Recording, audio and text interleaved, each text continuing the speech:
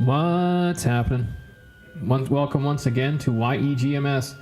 This is episode number 31. It's the second part of exercise and multiple sclerosis.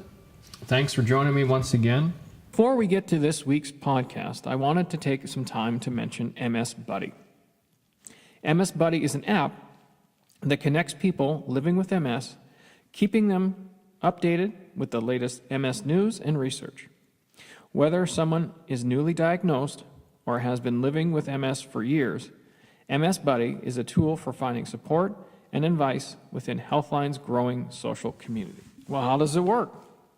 Well, each day, buddies receive a new match at 12 p.m. Pacific Standard Time. Users then chat about anything from their jobs to their families to treatment. The purpose of MS Buddy is to help people feel like they are not alone in their battle with MS. MS Buddy is free for both Android and iPhone users and available on the Google Play Store and on the iTunes Store. Download MS Buddy today. So last episode, I talked about sort of my journey with exercise as it relates to multiple sclerosis. And for this episode, in part 2 of exercise and multiple sclerosis, I wanted to look at some of the current research available to see if my experience with running and exercising and the course of IMS is that backed up at all by research. And I think before, when people are out hunting around on the internet, and interesting enough, my wife was doing it last night. My 6-year-old daughter, her front teeth, her baby teeth, the adult teeth are starting to grow in behind. And bottom line is we need to take her to a dentist and wait to the dentist to tell us, okay, do they have to just pull the baby teeth or what's going to happen? Well, of course, you go around online, as my wife did last night, and you hear all kinds of horror stories of, kids dying because of the, being put under when they get their teeth out, or parts of their brains don't work, or, there's always horror stories when you go and search for any condition on the internet, which is why the irony is here I am talking about a disease on the internet, but I have known, even from my own personal experience, that when you go and hunt around for information, you never know the source, and you're never sure if that's exact, because you're trying to diagnose something in this case, without being a dentist, or in the case with our community, we're not, most of us aren't neurologists, and most of us have not spent, better than a decade in college or university getting a doctorate and then doing all the work that is required to become a neurologist. So it can be really easy to just, take somebody's word for it, and then find out that they were grossly misled. And my feeling has always been, as a person with a chronic condition, I should listen to my doctor, but I should also empower myself to try and keep up with some of the recent research and trends, as it relates to my condition. That's the reason why I started the blog, and that's... I think it's one of the most important things. So anyway, for the purposes of this episode, I decided I found three recent papers that were published in 2017 regarding exercise and multiple sclerosis. The first of which was published in BMC Neurology, and the title is Exercise Prescription for Patients with Multiple Sclerosis, Potential Benefits and Practical Recommendation. And that was written by Farzan Halabchi and others. I hope I got that name pronunciation correct. The next one I had a look at was published by BMJ Open, and it is titled Randomized Controlled Pilot Trial of an Exercise Plus Behavior Change Intervention in People with Multiple Sclerosis. the Step It Up study. This one was written by Sarah Hayes and others. And the third one I looked at, and the one I'm going to focus most on, simply just due to time constraints, rather than trying to go through all of them. And the third one was called Short-Term and Long-Term Effects of an Exercise-Based Patient Education Program in People with Multiple Sclerosis, a Pilot Study. And that one was written by Christina Lutz and others. Now, just going through the titles, I've burnt half my time, and you kind of wish at times that the people that write these scientific papers and these journal studies would be a little bit more concise with their titles, but I suppose that's not the point, right? So overall, between the three, and this shouldn't surprise anyone, they all found benefits for people with multiple sclerosis and exercise. And that made me feel good because at least it tells me I'm not off my rocker. I mean, I still could be, but at least in this particular instance, I'm not completely crazy. So looking at the paper, short-term and I'll just call it short-term and long-term effects, because I mean I could spend 20 minutes just repeating that title. So short-term and long-term effects, the one that was published. Sorry, and I didn't mention where it was published, and I suppose it doesn't matter. Anyway, the links to all three of these papers will be on the companion notes to the podcast on ownmultiplesclerosis.com. That's OWN, multiplesclerosis.com, all one word. So if you want to read them, and I encourage you to read them for yourselves, you can. And you can download their PDFs, you can read them or whatever. And where I got them from, where I get all these studies from, just type into your search engine pubmed.org. It takes you to a wonderful database where some of the content is paid, but you can search by free articles, and there's an absolute ton. So if you're interested in doing more research on multiple sclerosis or on anything related to health, I would recommend going there. Anyway, so short-term and long-term effects, this paper by Christina Lutz and others.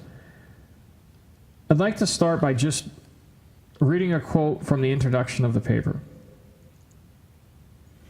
In order to manage disease and exercise training independently and sustainably, people with MS have to be empowered in MS-specific physical exercises and training management.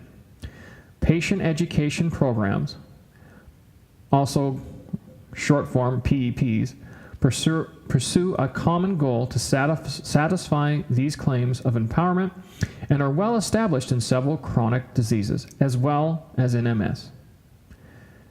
However, there is a lack of physical education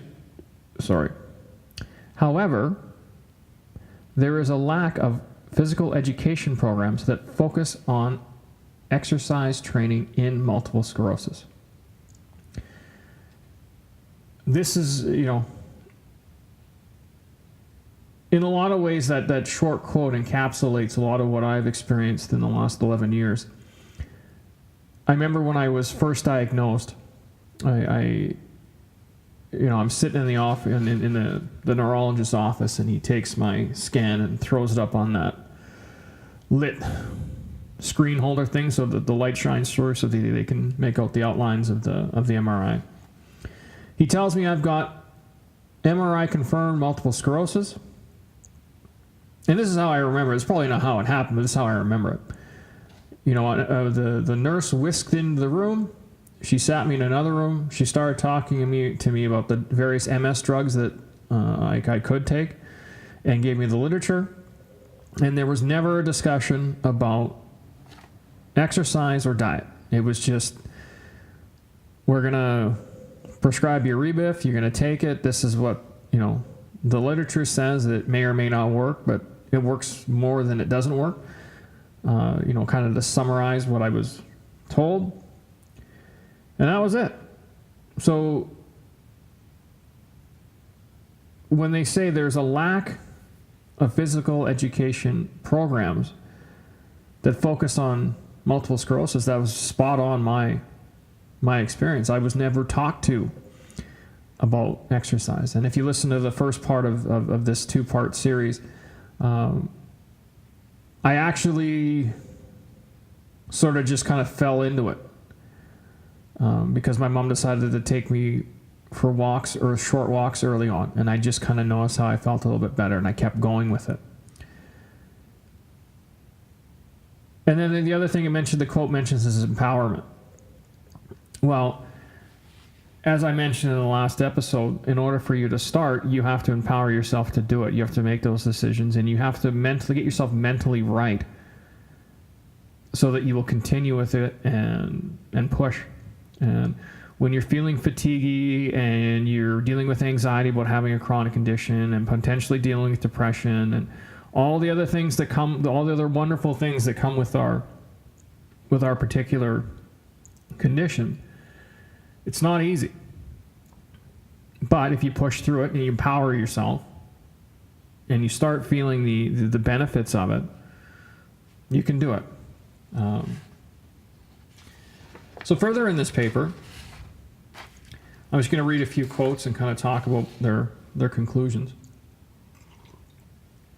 And I apologize, it's Monday morning and I'm drinking my tea. I need that little boost of caffeine just to get things going. Anyway, another quote from a little later into the paper, and this quote will give you a sense of how people were recruited and why they were included or why they were not included. So here's the quote.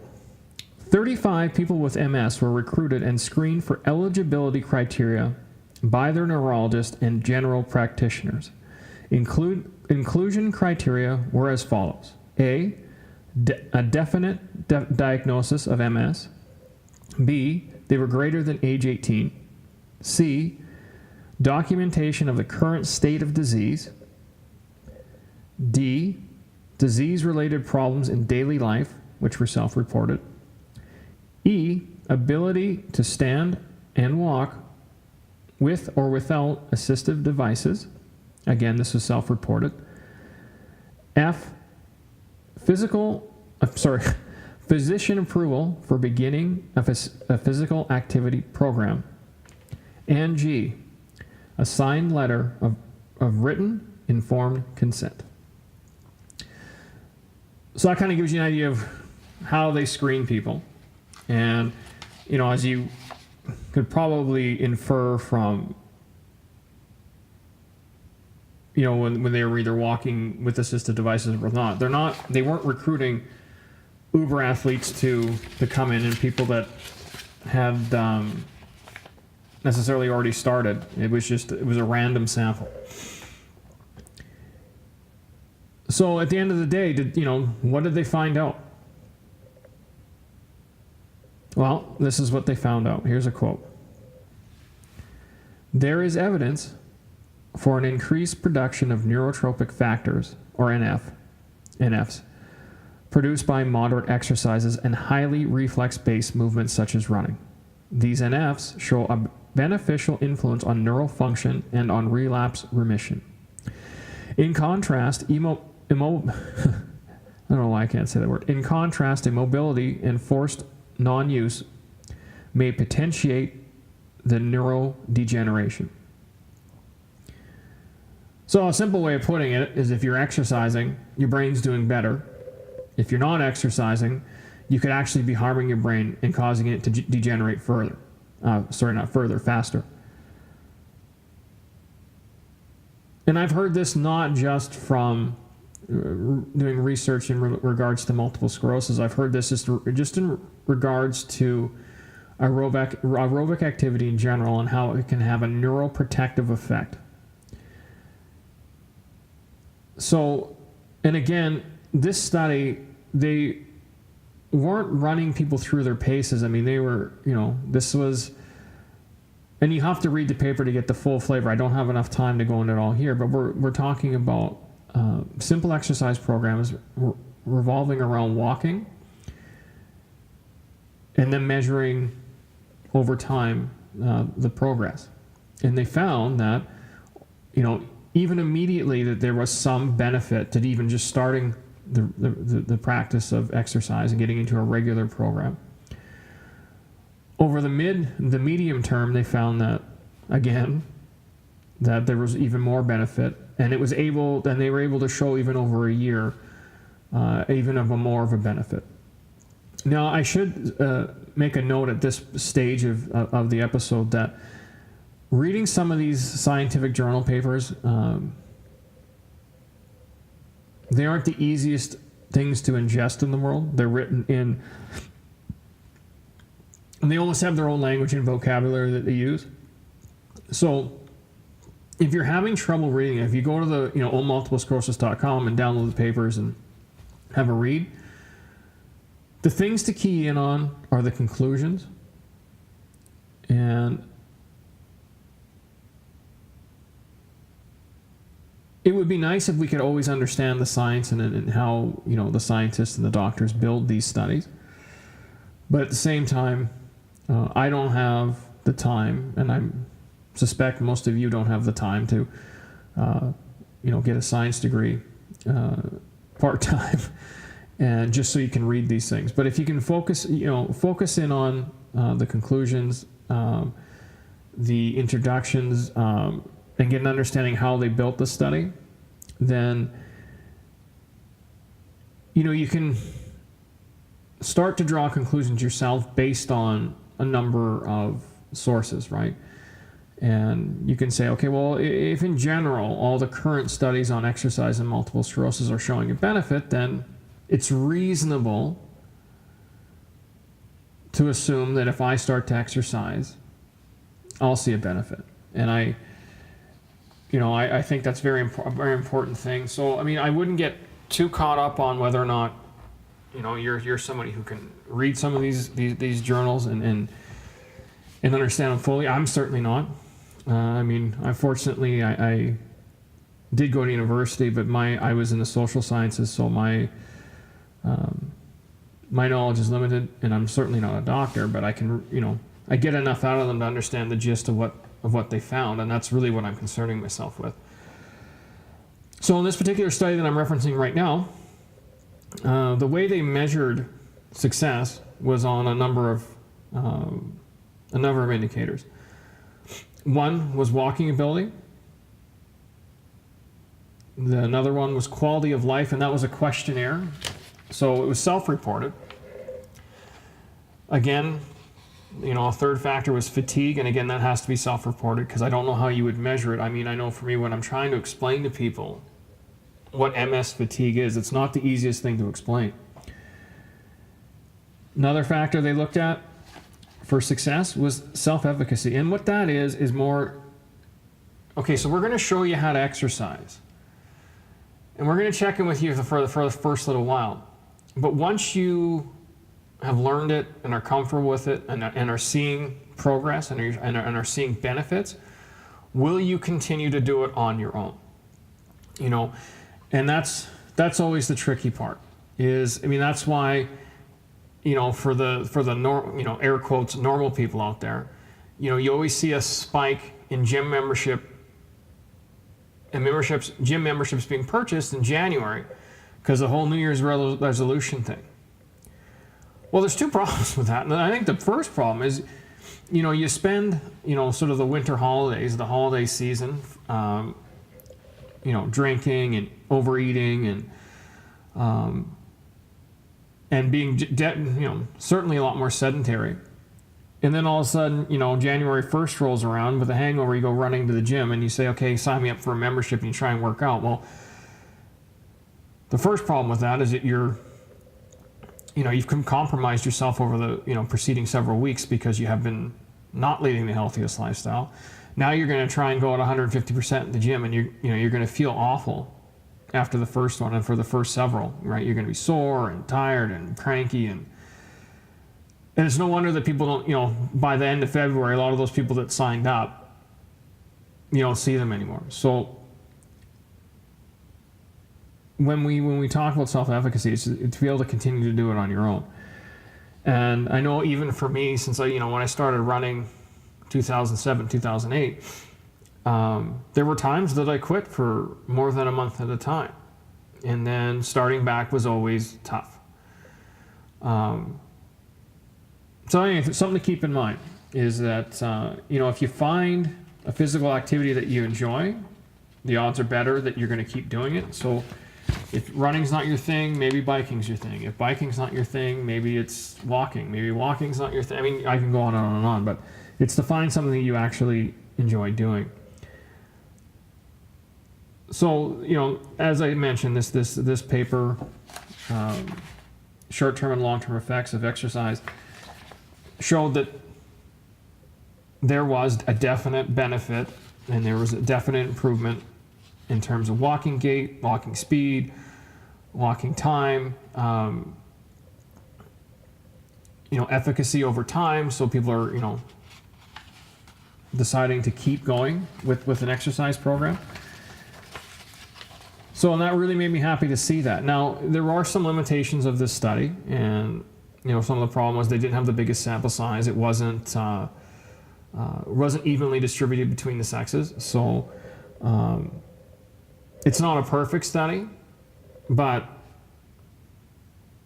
what I would say is that some of the conclusions that they draw and some of the results that they saw would definitely mirror what I've experienced in my life.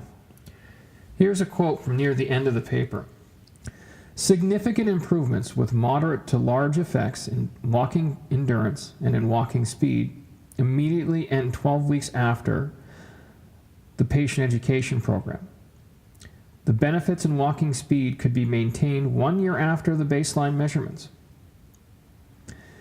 And further down, the benefits of our study are consistent with the results of 3 meta-analysis concerning the impact of exercise in multiple sclerosis. So again, that just mirrors what I just said. I mean, their findings definitely mirror what I've experienced in my life and how I've experienced exercise in multiple sclerosis. So I would encourage you to read, this paper and the other two. And this is a good point to bring in. So what did the other 2 papers say? Now, I can't go into great detail here, so I'll just read some quotes from the conclusions. Now, this first quote is from Exercise Prescription for Patients with Multiple Sclerosis, Potential Benefits and Practical Recommendation, written by Farzin Halabchi and others. So this is from the conclusion of this paper, and you can see how this kind of dovetails in with the other one. Here's a quote. Exercise should be considered as a safe and effective means of rehabilitation in MS patients. Existing evidence has shown that a supervised and individualized exercise program can improve physical fitness, functional capacity, quality of life, and modifiable impairments in MS patients. So again, another study published in 2017 that shows the positive effects of exercise for people with multiple sclerosis. And here's a third quote from the third paper I said I'd reference. And this paper, of course, is called Randomized Controlled Pilot Trial of an Exercise plus Behavior Change Intervention in People with Multiple Sclerosis, the Step It Up Study. And this one was written by Sarah Hayes and others. And a quick quote from the conclusion of that paper. The program resulted in significant improvements in walking endurance and speed for both groups. So again, they have a third paper published in 2017 that will be available on the website if you want to read it, that shows that exercise can have a definite positive effect in people with multiple sclerosis. So, I mean, overall, if you're listening to this and you want to try it, I would certainly encourage getting out there and exercising. I mean, certainly do it safely. Talk to your doctor first, and do it within your own comfort. The point here is not to hurt yourself. The point here is to try and make you feel better. So if you're not a runner, don't try and run 5K. Maybe try walking first, slowly. And as I mentioned in the last part of this two-part series, bite-sized pieces. Break it down to small steps. Be careful, be safe, but get active. And maybe getting active might just be doing exercises in the chair, you know, and maybe that'll lead to getting out of the chair. It'll be different for everyone. So I can't, you know, give you a program to tell you this is exactly how you do it. But as always, if you have questions or comments, please email me, Sean@ownmultiplesclerosis.com. Or you can find me on Facebook at Own Multiple Sclerosis. Just search that on Facebook and you'll find it. I actually had some people message me through the Facebook after the last episode. And it's fantastic. So, or you can also find me on Twitter at ownms.com1. You can watch this podcast on YouTube if you like. And actually the video for this episode is actually a video I took while I was running the Grizzly Ultramarathon in Canmore at the beginning of October. It's a 50-kilometer trail race that I finished in 8 hours with 2 kilometers of elevation. So that's what the video looping in the background is. And as always, you can always find the podcast on iTunes, Stitcher Radio, and SoundCloud. Please like, subscribe, share, the whole bit. Anyways, that's my time. 27 minutes is almost up. I'll talk to you again really soon. Thanks for listening.